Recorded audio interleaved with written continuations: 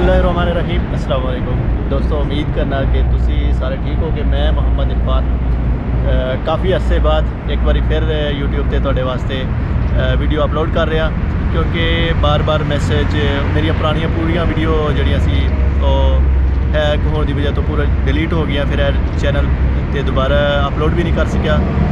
Social media ते जिन्ने भी सी पूरे का पूरा मेरा डाटा रेज हो गया सी।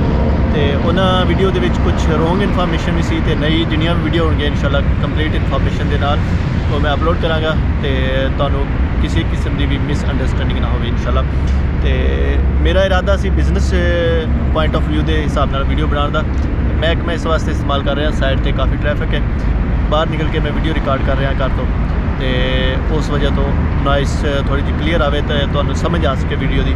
अज की वीडियो का जो टॉपिक मैं सिलेक्ट किया है क्योंकि ज़्यादा बंदे के मैसेज मैरिज के हवाले तो आए हैं, मैरिज डॉकूमेंट के हवाले तो इन्फॉर्मेशन लेना चाहते हैं। तो मैं यही सोचा कि मैरिज के डॉकूमेंट मिक्स मैरिज जी है डिफरेंट कंट्रिया की उन्होंने हवाले तो वीडियो बनाई जाए तो तुहानू अच्छे तरीके समझ आ जाए। जोड़े उर्दू स्पीक ने उन्होंने वास्ते माजरत, उन्होंने जोड़ा नैक्सट वीडियो जो उर्दू भी दस देंगे। बहरहाल पंजाबी ज़्यादा मेरे को कम्यूनिटी है, उन्होंने ही मैसेज ज़्यादा आते हैं मैरिज के हवाले तो मैं उन्होंने भी गाइड कर लग्या। जिन्नी भी कम्यूनिटी है पंजाबी समझने ना लाई है मेरे को, तो उन्होंने अच्छे तरीके समझ आ जाए। उर्दू वालों अगर कोई समझ ना आए किसी जगह तो मैंने मैसेज करके पूछ लें। तो सब तो पहले असी पाकिस्तान तो गल करांगे। पाकिस्तान तो किहड़े डॉकूमेंट चाहिए, चाहे वो इंडोनेशिया मैरिज करना हो, मिक्स जापान करना हो, मलेशिया करना हो। मेरे एक्सपीरियंस के मुताबिक वो सेम ही डॉकूमेंट होंगे जोड़े तो इस वीडियो के मैं तुम्हें दस देंगे इंशाल्लाह। तो असी वो डॉकूमेंट पाकिस्तान तो बना के दूसरी कंट्री तो जिथे तुम शादी कर रहे हो लड़की की या लड़के की साइड तो अपना ऑफिशियली मैरिज कर सकते हो। डॉकूमेंट की ने जी, सब तो पहले तो सिंगल सर्टिफिकेट होना लाजम है, ज़रूरी है। होम कंट्री तो सिंगल सर्टिफिकेट होए, डिवोर्स सर्टिफिकेट होए या फिर परमिशन लैटर होए फर्स्ट वाइज तक, तिना जो एक डॉकूमेंट होना लाजमी है। जोड़ा तो यूनियन कौंसल चो बनाना पेगा। यूनियन कौंसल वाले तो बना के देंगे। यूनियन कौंसल वाले बनाने तो पहले नंबरदार दे जिते थोड़ी रिहाइश है या कोई भी थोड़ा यूनियन कौंसल का उत्थे फैमिली तो वेरीफाई करके तो बना के दे देंगे। सिंगल सर्टिफिकेट हो गया, सिंगल सर्टिफिकेट यूनियन कौंसल तो बन जाएगा। उस तो बाद तुसी लैना एफीडेविट। एफीडेविट बनाने वास्ते तुहानू जाना पैना कचहरियाँ का एक चक्कर लाओगे अपने पेरेंट्स को नाल ले जाके। पेरेंट्स तुहाडा फादर होना लाजम है। फादर अगर वो बीमार है, पेन है तो तुसी अपनी मदर भी लैके जा सकते हो, वालदा भी लैके जा सकते हो, या फिर वालद के बड़े भाई नू, चचा नू, या फिर अपने भाई नू। अगर वो नहीं है, बीमार है या कोई और रीज़न है, बीमार है तो वह सिक सर्टिफिकेट हॉस्पिटल या मेडिसन जो भी उन्होंने चल रही हो ले जाके तो तुसी बनवा सकते हो। वो नाम तो बनवा के कचहरियाँ तो फिर जोड़ा अस्टाम फरोश बैठा होंगे कचहरियाँ के बाहर, वो जाओगे। वो तो एक अस्टाम के उपर है पूरा जरा डाटा तुसी लिखवाओगे कि मेरा यह नाम है, थोड़े फादर के नाम तो दस रहा। वो तो बाकी नॉर्मल केस होंगे ने जोड़े फादर नहीं जा सकता, बीमार है, फिर वालदा जाती है। बनना सेम तरीके नाल मैं तो तुहानू दस्या है कि बार बार फिर वो व्हाट्सअप पे टिप ना हो तो तुहानू एक बारी सारी समझ आ जाए। उम्मीद है, कोशिश मेरी हुई है। तुसी अपने फादर को लैके चले गए कचहरियाँ, तुहाडा फादर वालद जोड़ा जाके उत्थे दसेगा कि यह मेरा बेटा है, मेरा यह नाम है। वो मैं एक दस रहा ना कि फार्मेट किस तरह का लिखना है, क्योंकि ये चीज़ें मैं तुहानू दसना है कि इत्थे जाके बना लो तो बार बार फिर मैसेज आता है कि इरफान भाई सानू इत्थे समझ नहीं आई, ये की लिखाना है, ये की लिखाना है। तो ये चीज़ें एक बार मैं तुहानू क्लीयर कर रहा। कचहरियाँ जाओगे, स्टाफ फरोश को दसोगे कि यह चीज़ लिख दो, तुहाडा वालद दसेगा मेरा यह नाम है, यह मेरे फादर का नाम है। और शनाख्ती कार्ड लैके जाएगा, वो सारा लिखा होंगे ना। तो मैं अपने बेटे को इजाज़त दे रहा कि Indonesia, Malaysia, Singapore, Hong Kong, Japan, Korea, UK, England किधर भी जिथे उन्हें शादी करनी है मेरी तरफों इजाज़त है, जिथे मर्जी जाके ब्याह करें। तो इस तरह का फार्मेट होंगे। तो ये फार्मेट बनवाने तो बाद तुसी इनू सिविल जज की स्टैंप वास्ते सिविल जज ले जाओगे, वो स्टैंप कर देगा। इनू स्टैंप करने तो बाद दो डॉकूमेंट तुहाडे रेडी हो गए, एक एफीडेविट, एक तुहाडा सिंगल सर्टिफिकेट। सिंगल सर्टिफिकेट जिहदे कोल नहीं है वो मैं तुहानू दस दिता सारे बन गए। यूनियन कौंसल दे विच डिवोर्स सर्टिफिकेट है, चाहे सिंगल है चाहे फर्स्ट वाइफ का परमिशन लैटर है, ठीक है। तिना जो होना लाजमी है। ਇਹ ਤੁਸੀਂ ਬਣਾ ਲਏ 2 ਡਾਕੂਮੈਂਟ। ਤੀਸਰਾ ਡਾਕੂਮੈਂਟ ਬਣਨਾ ਤੁਹਾਡਾ ਪੁਲਿਸ ਕਲੀਅਰੈਂਸ ਸਰਟੀਫਿਕੇਟ। ਉਹਦੇ ਵਾਸਤੇ ਤੁਹਾਨੂੰ ਪੁਲਿਸ ਆਫਿਸ ਜਾਣਾ ਪਏਗਾ। ਉੱਥੇ ਬਣਾਓਗੇ, ਜਿਹੜਾ ਵੀ ਤੁਹਾਡਾ ਜ਼ਿਲ੍ਹਾ ਹੈ ਮੁਤਲਕਾ, ਉੱਥੇ ਜਾਓ। ਉੱਥੇ ਜਾ ਕੇ ਉਹਨਾਂ ਨੂੰ ਦੱਸੋ ਕਿ ਮੈਂ ਇਸ ਕੰਟਰੀ 'ਚ ਜਾ ਰਿਹਾ ਮੈਰਿਜ ਵਾਸਤੇ ਅਤੇ ਮੈਨੂੰ ਕਲੀਅਰੈਂਸ ਸਰਟੀਫਿਕੇਟ ਚਾਹੀਦਾ ਹੈ ਕਿ ਮੇਰਾ ਪਾਕਿਸਤਾਨ ਦੇ ਵਿੱਚ ਕਿਸੇ ਕਿਸਮ ਦਾ ਮੈਂ ਕ੍ਰਾਈਮ ਦੇ ਵਿੱਚ ਇਨਵੋਲਵ ਨਹੀਂ, ਅਤੇ ਮੈਨੂੰ ਕਲੀਅਰੈਂਸ ਸਰਟੀਫਿਕੇਟ ਦੇ ਦਿਓ। ਉਹ ਤੁਹਾਨੂੰ ਦੇ ਦੇਣਗੇ ਜੋ ਵੀ ਉਹਦੀ ਫੀਸ ਚਾਰਜਿਸ ਵਗੈਰਾ ਹੋਣਗੇ। ਇਹਦੇ ਬਾਰੇ 'ਚ ਮੈਂ ਕੁਛ ਨਹੀਂ ਦੱਸ ਸਕਦਾ ਕੀ ਫੀਸਾਂ ਨੇ, ਕੀ ਚਾਰਜਿਸ, ਕਿੰਨਾ ਤੁਹਾਡਾ ਆਉਣ ਜਾਣ ਦਾ ਕਿਰਾਇਆ ਲੱਗੇਗਾ। ਇਹ 3 ਸਰਟੀਫਿਕੇਟ ਹੋ ਗਏ। ਤੀਸਰੇ ਤੋਂ ਬਾਅਦ ਤੁਸੀਂ FRC ਬਣਾਉਣੀ। FRC ਕਿੱਥੋਂ ਬਣੇਗੀ ਜੀ? ਇਹ ਨਾਦਰਾ ਬਣਾ ਕੇ ਦੇਗਾ ਤੁਹਾਨੂੰ। ਔਨਲਾਈਨ ਬਣਵਾ ਸਕਦੇ ਹੋ ਤੇ ਔਨਲਾਈਨ ਬਣਵਾ ਲਓ, ਨਹੀਂ ਤਾਂ ਜਾ ਕੇ ਨਾਦਰਾ ਦਾ ਵਿਜ਼ਿਟ ਕਰ ਲਓ ਅਤੇ ਇੱਕ ਵਾਰੀ ਦੇਖ ਲਓ ਕਿ ਉੱਥੇ ਕਿੰਨਾ ਕੁ ਰਸ਼ ਹੁੰਦਾ। ਨਾਦਰਾ ਤੋਂ FRC ਲੈ ਲਈ। ਫਿਰ ਆਪਣੇ ਅੱਬੂ ਜੀ ਹੋਰਾਂ ਦਾ ਤੁਸੀਂ ਸ਼ਨਾਖਤੀ ਕਾਰਡ ਲੈ ਲੈਣਾ, ਆਪਣਾ ਵੀ ਸ਼ਨਾਖਤੀ ਕਾਰਡ ਲੈ ਲੈਣਾ, ਅੰਮੂ ਜੀ ਹੋਰਾਂ ਦਾ ਵੀ ਲੈ ਲੈਣਾ। ਤਿੰਨਾਂ ਦੇ ਸ਼ਨਾਖਤੀ ਕਾਰਡ ਦੀ ਕਾਪੀ ਇੱਕ ਲੈ ਲਈ। ਅਤੇ ਆਪਣਾ ਬਰਥ ਸਰਟੀਫਿਕੇਟ ਵੀ ਤੁਸੀਂ ਬਣਵਾ ਲਓ ਯੂਨੀਕ ਕੌਂਸਲ ਦੇ ਵਿੱਚੋਂ। ਇਹ ਸਾਰੇ ਜਿਹੜੇ ਡਾਕੂਮੈਂਟ ਜਿਹੜੇ ਤੁਸੀਂ ਬਣਵਾਏ ਨੇ ਲੈ ਕੇ ਜਾਓ ਇਹਨਾਂ ਨੂੰ ਮੁਫਾ ਦੇ ਵਿੱਚ। ਮੁਫਾ ਕਿੱਥੇ ਹੈ ਜੀ? ਲਾਹੌਰ ਦੇ ਵਿੱਚ ਹੈ, ਇਸਲਾਮਾਬਾਦ ਦੇ ਵਿੱਚ ਹੈ ਅਤੇ ਕਰਾਚੀ ਦੇ ਵਿੱਚ ਹੈ। 3 ਜਗ੍ਹਾ 'ਤੇ ਮੁਫਾ ਹੈ ਜਿੱਥੋਂ ਡਾਕੂਮੈਂਟ ਅਟੈਸਟਡ ਹੁੰਦੇ ਨੇ, ਵੈਰੀਫਾਈ ਕਰਕੇ ਦਿੰਦੇ ਨੇ। ਬਾਹਰ ਜਿਹੜੇ ਏਜੰਟ ਵਗੈਰਾ ਖੜੇ ਹੁੰਦੇ ਨੇ ਉਹਨਾਂ ਦਾ ਸਹਾਰਾ ਨਾ ਲਿਓ, ਖੁਦ ਜਾਇਓ, ਲਾਈਨ 'ਚ ਲੱਗਿਓ, ਸੁਬਾਹ ਪਹੁੰਚੋ ਉੱਥੇ। ਸੁਬਾਹ ਤੁਸੀਂ ਜਾਓ 4 ਤੋਂ 5 ਵਜੇ। ਇੱਕ ਦਿਨ ਦੀ ਤੁਹਾਨੂੰ ਫੀ ਕੱਟਣੀ ਪੈਣੀ ਹੈ ਅਤੇ ਸਾਰਾ ਕੰਮ ਤੁਹਾਡੇ ਆਪਣੇ ਹੱਥਾਂ ਦੇ ਵਿੱਚ ਹੋਏਗਾ। ਤੁਹਾਨੂੰ ਬਾਅਦ 'ਚ ਜਾ ਕੇ ਦੁਸ਼ਵਾਰੀ ਨਹੀਂ ਹੋਏਗੀ, ਤੁਹਾਨੂੰ ਪਤਾ ਹੋਏਗਾ ਸਭ ਕੰਮ ਓਕੇ ਹੋਇਆ। ਠੀਕ ਹੈ। ਡਾਕੂਮੈਂਟ ਬਣਵਾਉਣ ਤੋਂ ਬਾਅਦ ਤੁਹਾਨੂੰ ਸੁਬਾਹ ਜਾਓਗੇ, ਕਾਫੀ ਰਸ਼ ਹੁੰਦਾ।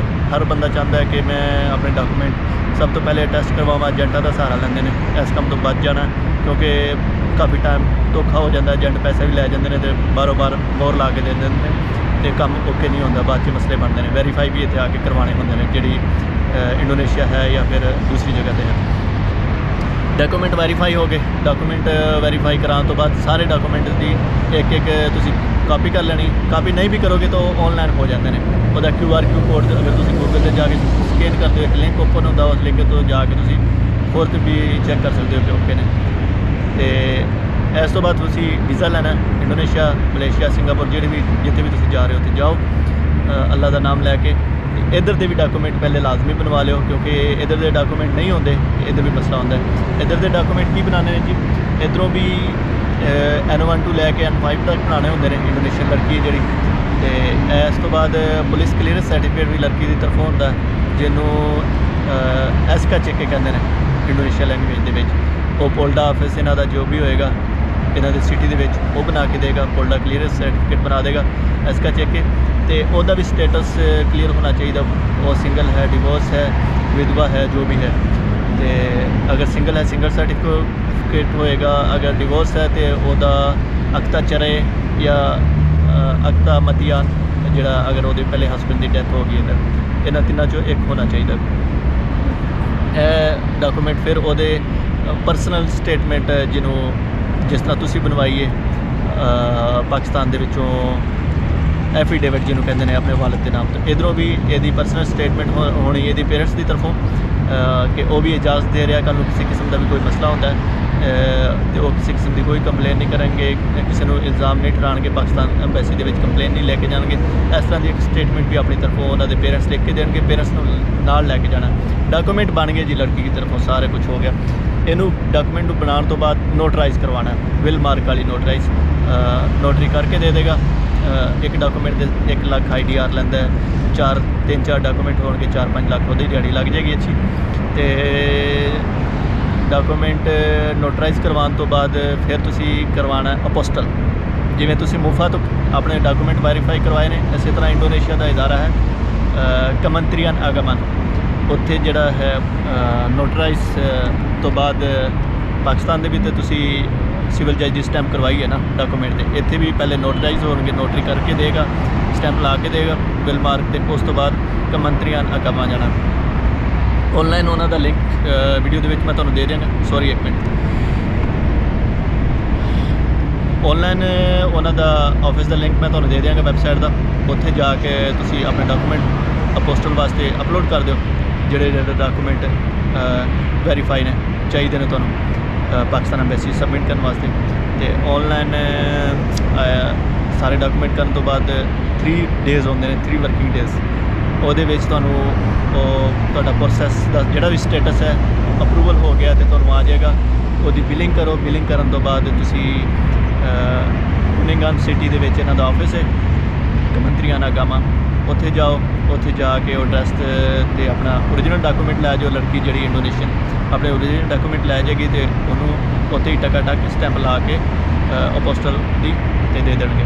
ਫਿਰ ਤੁਸੀਂ ਦੋਵੇਂ ਜੀਆਂ ਨੇ ਪਾਕਿਸਤਾਨ ਐਮਬੈਸੀ ਜਾਣਾ, ਲੜਕੀ ਨੇ ਵੀ ਤੇ ਲੜਕੇ ਨੇ ਵੀ। ਹਾਂਜੀ ਅਸੀਂ ਸ਼ਾਦੀ ਕਰਨੀ ਹੈ। ਪਾਕਿਸਤਾਨੀ ਐਮਬੈਸੀ ਜਿਹੜੇ ਤੁਹਾਡੇ ਡਾਕੂਮੈਂਟ ਚੈੱਕ ਕਰ ਲੈਗੀ, ਹਾਂ ਵੀ ਵਾਕਈ ਡਾਕੂਮੈਂਟ ਸਾਰੇ ਇਹਨਾਂ ਨੇ ਓਕੇ ਬਣਵਾਏ ਨੇ। ਤੇ ਸਵੇਰ ਤੁਸੀਂ ਜਾਓ, ਪੀਰ ਮੰਗਲ ਬੁੱਧ ਜੁਮੇਰਾਤ ਦਿਨ ਰਹਿਣ ਦੇ। ਜੁਮੇਰਾਤ ਦਿਨ ਟਾਈਮ ਥੋੜ੍ਹਾ ਹੁੰਦਾ ਤੇ ਹਫਤਾ ਇਤਵਾਰ ਵੈਸੇ ਛੁੱਟੀ ਹੁੰਦੀ ਇੰਡੋਨੇਸ਼ੀਆ ਦੀ। ਇਸ ਵਾਸਤੇ ਹਫਤਾ ਇਤਵਾਰ ਜਾਣ ਦਾ ਵੀ ਕੋਈ ਫਾਇਦਾ ਨਹੀਂ। 4 ਦਿਨਾਂ ਦੇ ਵਿੱਚ ਤੁਹਾਡਾ ਕੰਮ ਹੋ ਜਾਣਾ। ਸਵੇਰ ਜਾਓ, ਸਵੇਰ ਜਾਂਦੇ ਹੀ ਤੁਹਾਡਾ 9 ਵਜੇ ਪਾਕਿਸਤਾਨ ਐਮਬੈਸੀ 8:30 ਵਜੇ ਖੁੱਲ੍ਹ ਜਾਂਦੀ ਤੇ ਤਕਰੀਬਨ 1 ਵਜੇ ਤੱਕ ਤੁਹਾਡਾ ਕੰਮ ਹੋ ਜਾਣਾ। ਆਪਣਾ ਉੱਥੋਂ NOC ਲੈ ਕੇ ਆਓ ਤੇ ਪਾਕਿਸਤਾਨ ਸਰਚ ਕਰ ਲਓ ਟਰਾਂਸਲੇਟਰ।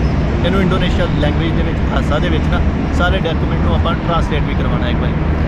ਫਿਰ ਹੀ ਕਵਾ ਨੇ ਆਪਣੇ ਡਾਕੂਮੈਂਟ ਸਬਮਿਟ ਕਰਨੇ ਨੇ ਤੇ ਆਪਾਂ ਨੂੰ ਨਿਕਾਹਨਾਮਾ ਜਾਂ ਬੁੱਕ ਮੈਰਿਜ ਦੇਣੀ ਹੈ। ਡਾਕੂਮੈਂਟ ਕਵਾ ਆਫਿਸ ਦੀ ਰਿਕੁਆਇਰਮੈਂਟ ਹੈ ਕਿ ਸਾਰੇ ਡਾਕੂਮੈਂਟ ਜਿਹੜੀ ਆਪਣੀ ਲੈਂਗੁਏਜ ਹੈ, ਉਰਦੂ ਹੈ, ਇੰਡੀਆ ਹੈ ਜਾਂ ਬੰਗਾਲੀ ਭਾਸ਼ਾ ਹੈ, ਹਰ ਲੈਂਗੁਏਜ ਤੋਂ ਉਹ ਨਹੀਂ ਟਰਾਂਸਲੇਟ ਕਰਕੇ ਪੜ੍ਹ ਸਕਦਾ। ਉਹ ਫਿਰ ਜਿਹੜਾ ਇੱਕ ਅਦਾਰਾ ਹੁੰਦਾ ਇਹਨਾਂ ਦਾ ਟਰਾਂਸਲੇਟ ਵਾਲਾ ਗੌਰਮੈਂਟ ਦੀ ਤਰਫੋਂ, ਉਹ ਵੈਰੀਫਾਈ ਕਰਕੇ ਦਿੰਦਾ ਹੈ ਕਿ ਹਾਂ ਵੀ ਇਹ ਡਾਕੂਮੈਂਟ ਇਸ ਤਰ੍ਹਾਂ ਵਾਕਈ ਇਹ ਪਾਕਿਸਤਾਨ 'ਚੋਂ ਵੈਰੀਫਾਈ ਕਰਵਾ ਕੇ ਲਿਆ ਤੇ ਫਿਰ ਉਹ ਓਕੇ ਕਰ ਦੇਗਾ ਟਰਾਂਸਲੇਟ ਕਰਕੇ। ਫਿਰ ਤੁਸੀਂ ਆਪਣਾ ਕਵਰ 'ਤੇ ਜਾਓਗੇ। ਸਾਰੇ ਡਾਕੂਮੈਂਟ ਇੱਕ ਲੜਕਾ ਜਿਹੜਾ ਐਫੀਡੇਵਿਟ ਲੈ ਕੇ ਆਇਆ ਇਹ ਵੀ ਟਰਾਂਸਲੇਟ ਕਰਵਾਉਣਾ ਹੈ। ਸਿੰਗਲ ਸਰਟੀਫਿਕੇਟ ਲੈ ਕੇ ਗਿਆ ਇਹ ਵੀ ਟਰਾਂਸਲੇਟ ਕਰਵਾਉਣਾ ਹੈ।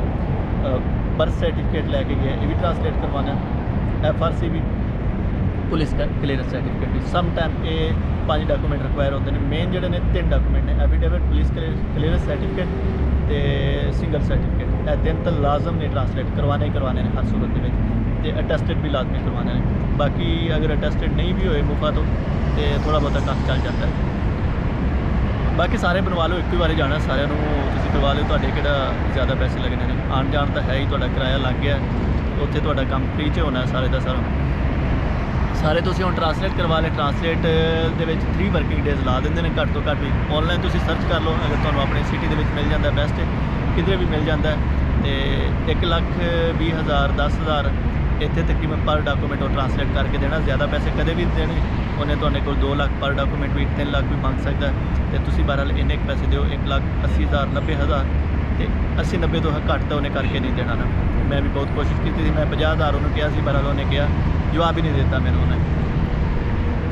ਉਹਨੇ ਕਿਹਾ ਕਿ 50 ਇਹ ਪਾਕਿਸਤਾਨ 'ਚ ਤਾਂ ਫਿਰ ਵੀ ਜਵਾਬ ਦਿੰਦੇ ਨੇ ਤੂੰ ਕੀ ਕਰਨਾ ਹੈ, ਕਿ ਕਿੱਥੋਂ ਆਇਆ, ਕਿਹੋ ਜਿਹਾ ਬੰਦਾ ਹੈ, ਇੰਨੇ ਘੱਟ ਪੈਸੇ। ਤੇ ਉਹ ਇੰਡੋਨੇਸ਼ੀਆ ਦਾ ਇਹ ਹਿਸਾਬ ਹੈ ਕਿ ਜਵਾਬ ਹੀ ਨਹੀਂ ਦੇਣਗੇ, ਤੁਸੀਂ ਇੰਨੀ ਘੱਟ ਪ੍ਰਾਈਸ ਦੱਸੋਗੇ ਤਾਂ। ਬਹਰਹਾਲ ਤੁਸੀਂ ਟਰਾਂਸਲੇਟ ਲਾਜ਼ਮ ਕਰਵਾਉਣੇ ਨੇ, ਕੰਮ ਕਰਵਾਉਣਾ ਹੈ। ਤੇ ਇਹ 90,000 ਤੋਂ ਲੈ ਕੇ 1,10,000 ਤੱਕ ਤੁਹਾਡਾ ਪਰ ਡਾਕੂਮੈਂਟ ਟਰਾਂਸਲੇਟ ਈਜ਼ੀਲੀ ਹੋ ਜਾਣਾ। ਔਨਲਾਈਨ ਤੁਸੀਂ ਸਰਚ ਕਰ ਲਓ, 80,000 'ਚ ਵੀ ਹੋ ਸਕਦੇ ਨੇ। ਟਰਾਂਸਲੇਟ ਕਰਵਾ ਲਏ। ਟਰਾਂਸਲੇਟ ਤੋਂ ਬਾਅਦ ਉਹਨੂੰ ਆਪਣਾ ਐਡਰੈਸ ਦਿਓਗੇ, ਤੁਹਾਡੇ ਐਡਰੈਸ 'ਤੇ ਓਰੀਜਨਲ ਡਾਕੂਮੈਂਟ ਭੇਜੇਗਾ। ਓਰੀਜਨਲ ਡਾਕੂਮੈਂਟ ਆ ਜਾਣਗੇ, ਫਿਰ ਤੁਸੀਂ ਕਵਾ ਆਫਿਸ ਦੇ ਵਿੱਚ ਜਾਣਾ ਹੈ ਕਿ ਅਸੀਂ ਦੋਵਾਂ ਨੇ ਹੁਣ ਆਪਣਾ ਮੈਰਿਜ ਰਜਿਸਟ੍ਰੇਸ਼ਨ ਕਰਨਾ ਤੇ ਇਹ ਸਾਡੇ ਡਾਕੂਮੈਂਟ ਵੀ ਆ ਗਏ ਨੇ। ਤੇ ਕਵਾ ਤੁਹਾਨੂੰ ਟਾਈਮ ਦੇਗਾ 1 ਦਿਨ ਦਾ, ਤੇ ਕੁਝ ਕਿਹਾ ਨਹੀਂ ਜਾ ਸਕਦਾ। 1 ਦਿਨ ਅਗਲੇ ਦਿਨ ਕਰ ਦੇਵੇ, ਉਸੇ ਦਿਨ ਕਰ ਦੇਵੇ, ਜੋ ਵੀ ਉਹਦੇ ਕੋਲ ਸ਼ਡਿਊਲ ਹੋਣਾ ਹੈ ਉਹਦੀ ਮਸਰੂਫੀਅਤ ਤੋਂ ਦੇਖ ਕੇ। ਤੇ ਉਹ ਬਸ ਉਹਨੇ ਟਾਈਮ ਦੇਣਾ, ਉਸ ਟਾਈਮ 'ਤੇ ਫਿਰ ਤੁਸੀਂ ਆਪਣਾ ਜਾਣਾ ਦੋਵਾਂ ਨੇ ਤੇ ਆਪਣਾ ਮੈਰਿਜ ਰਜਿਸਟਰ ਹੋ ਜਾਣਾ। ਆਪਣੇ ਉਹਨਾਂ ਨੂੰ ਸੁਸਰ ਜੀ ਹੋਰਾਂ ਨੂੰ ਵੀ ਲੈ ਜਾਣਾ। ਗਵਾਹ ਜਿਹੜੇ 1-2 ਨੇ, ਘੱਟ ਤੋਂ ਘੱਟ 2-3 ਬੰਦੇ ਤਾਂ ਹੋਣ ਨਾ। ਬਾਕੀ ਅਗਰ ਤੁਸੀਂ ਆਪਣਾ ਕੋਈ ਫੰਕਸ਼ਨ ਕਰਨਾ ਚਾਹੁੰਦੇ ਹੋ ਤਾਂ ਉਹ ਆਪਣਾ ਵੱਡਾ ਫੰਕਸ਼ਨ ਕਰਕੇ ਵੀ ਆਪਣਾ ਰਜਿਸਟਰ ਕਰਵਾ ਸਕਦੇ ਹੋ। ਲੀਗਲੀ ਜਿਹੜਾ ਤਰੀਕਾ ਹੈ ਵੀ ਮੈਰਿਜ ਰਜਿਸਟਰ ਹੋ ਗਿਆ। ਮੈਰਿਜ ਤੋਂ ਬਾਅਦ ਫਿਰ ਅੱਗੇ ਤੁਹਾਡਾ ਫੈਮਿਲੀ ਵੀਜ਼ੇ ਦਾ ਪ੍ਰੋਸੈਸ ਸਟਾਰਟ ਹੁੰਦਾ। ਫੈਮਿਲੀ ਵੀਜ਼ੇ ਵਾਸਤੇ ਫਿਰ ਤੁਹਾਡਾ ਬੁੱਕ ਮੈਰਿਜ ਜ਼ਰੂਰੀ ਹੈ ਤੇ ਸਮ ਟਾਈਮ ਇਮੀਗ੍ਰੇਸ਼ਨ ਵਾਈਫ ਦਾ ਜਿਹੜਾ ਖਾਤੇ ਪਿਓ ਦੇ ਉੱਤੇ ਵੀ ਸਟੇਟਸ ਚੇਂਜ ਮੰਗਦੇ ਨੇ ਕਿ ਮੈਰਿਜ ਸਟੇਟਸ ਹੋ ਗਿਆ ਹੋਵੇ ਵਾਈਫ ਦਾ ਹਸਬੈਂਡ ਦੇ ਨਾਮ ਤੋਂ। ਉਹਨੂੰ ਪਤਾ ਹੀ ਹੈ, ਇੰਡੋਨੇਸ਼ੀਅਨ ਲੇਡੀਜ਼ ਹੁੰਦੀ ਹੈ, ਉਹਨਾਂ ਨੂੰ ਕਾਫੀ ਅਵੇਅਰਨੈਸ ਹੁੰਦੀ ਹੈ, ਉਹਨਾਂ ਨੂੰ ਹਰ ਇੱਕ ਨੂੰ ਪਤਾ ਹੁੰਦਾ ਕਿ ਕਿੱਥੋਂ ਚੇਂਜ ਹੋਣਾ ਹੈ। ਉਹ ਜਾ ਕੇ ਆਪਣਾ ਸਟੇਟਸ ਚੇਂਜ ਕਰਵਾਵੇ ਤੇ ਮੈਰਿਜ ਦਾ ਕਿ ਮੇਰਾ ਮੈਰਿਜ ਦਾ ਨਵਾਂ ਖਾਤੇ ਪੇ ਬਣ ਗਿਆ। ਨਵਾਂ ਖਾਤੇ ਪੇ ਬਣਨ ਤੋਂ ਬਾਅਦ ਸਟੇਟਸ ਚੇਂਜ ਹੋਣ ਤੋਂ ਬਾਅਦ ਆਪਣਾ ਕਵਾ ਦੇ ਇਮੀਗ੍ਰੇਸ਼ਨ ਜਾਵੇ, ਇਮੀਗ੍ਰੇਸ਼ਨ ਜਾ ਕੇ ਤੇ ਆਪਣਾ ਵੀਜ਼ਾ ਇਸਤਰੀ ਵੀਜ਼ਾ ਕਰਵਾ ਲਵੇ, ਜਿਹੜਾ ਫੈਮਿਲੀ ਵੀਜ਼ਾ ਕਹਿਲਾਉਂਦਾ। ਇਸਤਰੀ ਵੀਜ਼ੇ ਤੋਂ ਇਮੀਗ੍ਰੇਸ਼ਨ ਨੇ ਤੁਹਾਡੇ ਕੋਲ ਕਿਹੜੇ ਡਾਕੂਮੈਂਟ ਮੰਗਣੇ। ਇਮੀਗ੍ਰੇਸ਼ਨ ਨੇ ਕਹਿਣਾ ਹੈ ਕਿ ਪਹਿਲਾ ਜਿਹੜਾ ਵੀਜ਼ਾ ਕਿਹਦੇ ਕੋਲ ਲਿਆ ਉਹਦਾ ਸਪਾਂਸਰ ਲੈਟਰ ਲਿਆਓ। ਚੇਂਜ ਸਪਾਂਸਰ ਲੈਟਰ ਉਹਨੂੰ ਕਹਿੰਦੇ ਨੇ, ਉਹ ਹੋਣਾ ਲਾਜ਼ਮੀ ਹੈ। फैमिली वीज़े वास्ते, फैमिली स्पॉन्सर वीज़े वास्ते। चेंज स्पॉन्सर लैटर हो गया, बुक मैरिज हो गई, तो वाइफ के खाते पे स्टेटस भी चेंज मंग सकते हैं। तो बाकी वो सम टाइम वो कह देंगे ने बैंक स्टेटमेंट भी होनी चाहिए, बाकी वो स्टैप कर लेंगे जो भी होए थोड़ी बहुत चला लेंगे। तो तुहाडा पासपोर्ट, तुहाडा पुराना वीज़ा वो टाइम पिया होना चाहिए 30 डेज़ कम तो कम, तो तुहाडा एक्सैप्ट करना इमीग्रेशन ने कुछ टाइम तुहानूं देना, उस तो बाद तुहाडा वीज़ा लग के आ जाना, फिर तुसीं अपना मौज करनी, मस्ती करनी।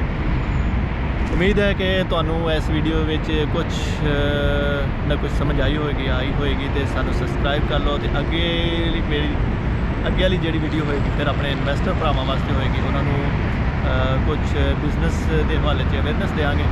तो दसो कि पंजाबी च दस्या करिए या फिर इंडोनेशियन लैंग्वेज के दस्या करिए या फिर उर्दू के या इंग्लिश के, जिहड़ी लैंग्वेज तुसीं कहोगे इस वीडियो के कमेंट के वही लैंग्वेज असीं इन्वैस्टरां वास्ते यूज़ करांगे। अपना बहुत बहुत ख्याल रखो। मैनूं दिओ इजाज़त। अस्सलाम वालेकुम वरहमतुल्लाह।